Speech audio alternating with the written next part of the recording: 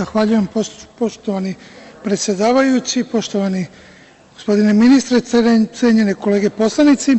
Poslanička grupa Pokret socijalista, Narodna seljačka stranka, Ujedinjena seljačka stranka neće podržati predloženi zakon o finansiranju autonomne pokrajine Vojvodine zato što smatra da se ovakav zakon ne može doneti bez ozbiljne i sveobuhvatne rasprave u kojoj će biti uključena i pokrajinska i republička administracija, rasprave koja će na najbolji mogući način sagledati problem finansiranja pokrajine sa svih aspekata i predložiti jedan kvalitetan i za razliku od ovog primenjiv predlog zakona. Priče o usvajanju zakona o finansiranju autonomne pokrajine Vojvodine su počele odmah po donošenju Ustava 2006. godine, ali očigledno je sprovođenje najsramnije pljačkaške privatizacije koja je tada bila u svom zenitu, pustošenje budžeta i raznih budžetskih fondova, kao i interesni sukob unutar Demokratske stranke doveo do toga da zakon ne bude usvojen. Mnogo veća šteta od neusvajanja zakona u tom trenutku bila je štetočinska vlast, pre svega u autonomnoj pokrajini Vojvodini, oličena u liku i delu, ili bolje rečeno kriminalu Bojana Pajtića i njegovih saradnika. Tih godina bi čak i transfer u visini od 77, a ne samo 7% republičkog budžeta bio mali da zadovolji sve apetite Bojana Pajtića i Demokratske stranke.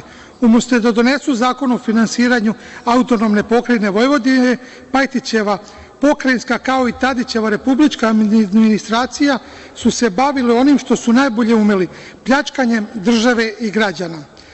Tačnost ovih mojih tvrdnji potvrđuje izjava Aleksandre Jerkov iz 2012. godine, u kojoj kaže da su Bojan Pajtić i Demokratska stranka najveći krivci za ekonomsko propadanje Vojvodine i da je Bojan Pajtić žrtvovao interes građana Vojvodine zarad svoje funkcije.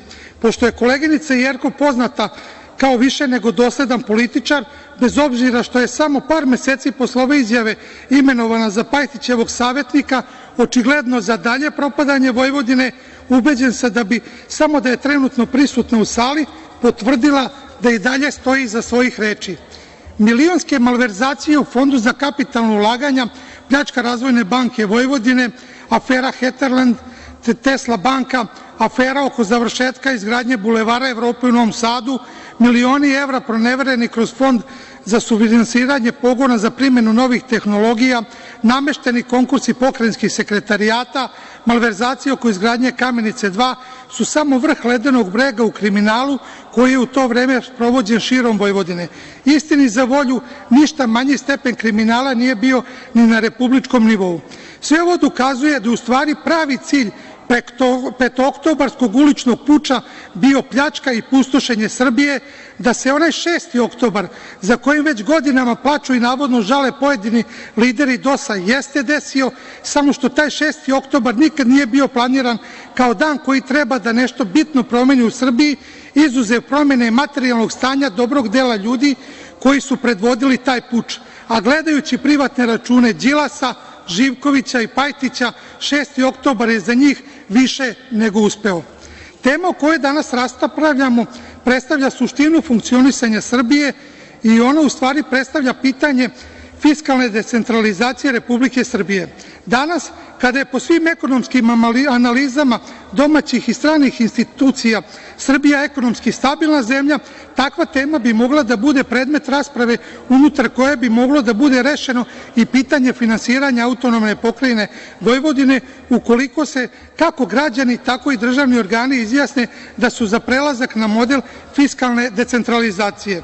Danas kada je Srbija, za razliku od Srbije pre 10 godina, uređena država, mi smo napokon u situaciji da možemo da razmišljamo o ovakvim pitanjima, naravno pre svega zbog odgovorne politike koju su vodile sve republičke vlade počev od 2012. godine.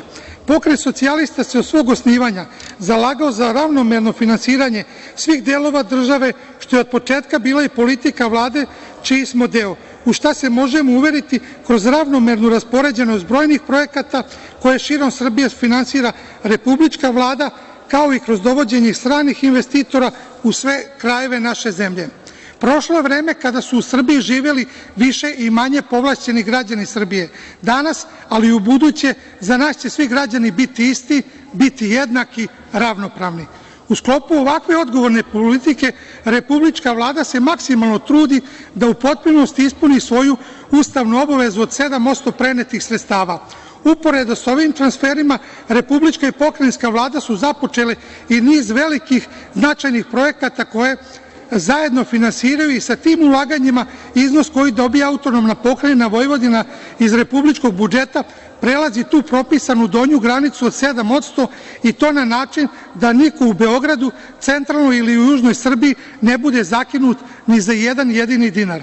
Sve ovo je rezultat politike koju je zacrtao Aleksandar Vučić kao republički premijer, a koju sprovodi i aktuelna republička Vlada i upravo zbog takve odgovorne i pravične ekonomske politike Pokret socijalista daje punu podršku svim vladama od 2012. godine.